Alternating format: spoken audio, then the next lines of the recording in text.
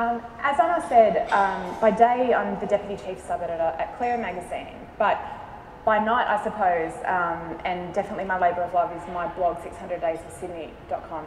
And so today what I wanted to speak to you about is probably a very literal interpretation of play, in that that's literally what I do in my blog every day. So I'm really glad that at the beginning he mentioned the importance of imaginative play in childhood, because I think for me that's really where it all began. As a child growing up in the Blue Mountains, we didn't sort of play video games, my sister and I.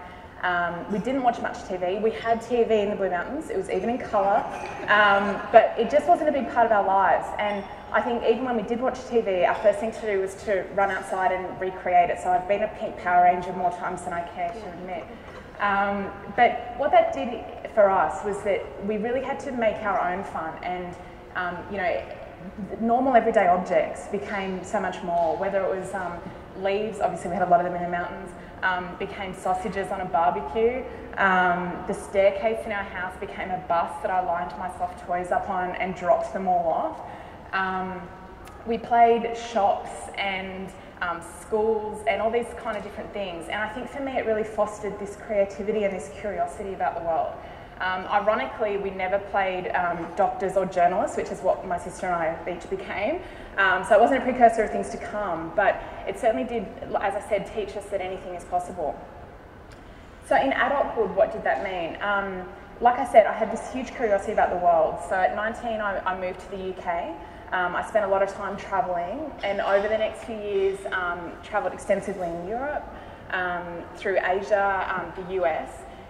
But then in 2010, I came back to Australia, and I didn't really have any trips on the horizon. For the first time in many years, I was sort of faced with, it's not such a bad thing in a city like Sydney, but kind of faced with being in the same spot for a long time. At the same time, a few various forces came together. I was in quite a managerial job with not a lot of creativity.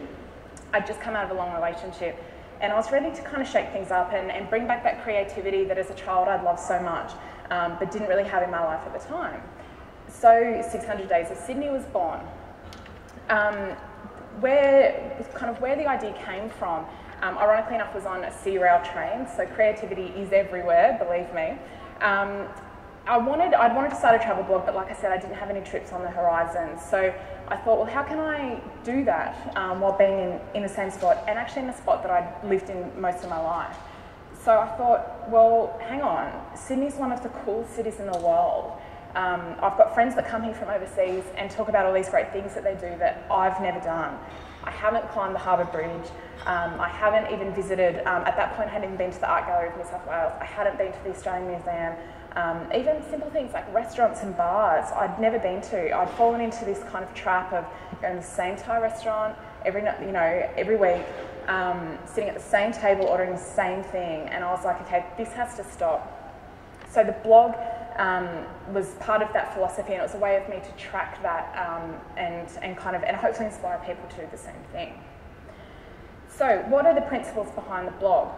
I call it a reverse travel blog, in that I'm a local, so I'm not someone arriving somewhere brand new, sort of fresh off the plane and seeing it through new eyes. Like, at the end of the day, I can't deny that there are certain things, advantages that come from being a local in a city. I know how to get around, I know where things are.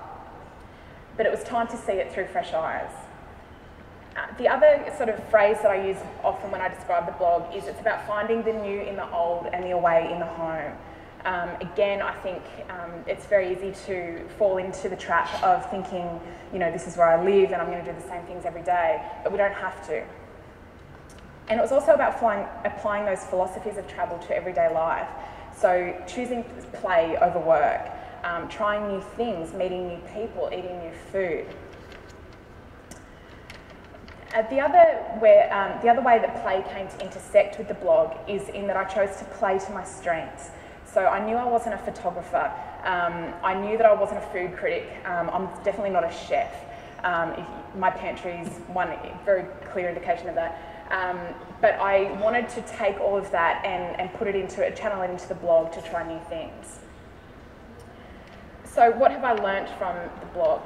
What I've learned is that these principles of play can be applied to our everyday lives. We don't need to have a blog to do it. It's just as simple as trying something new that you've never done before. And also I've learned that Sydney is a pretty awesome place. Thank you.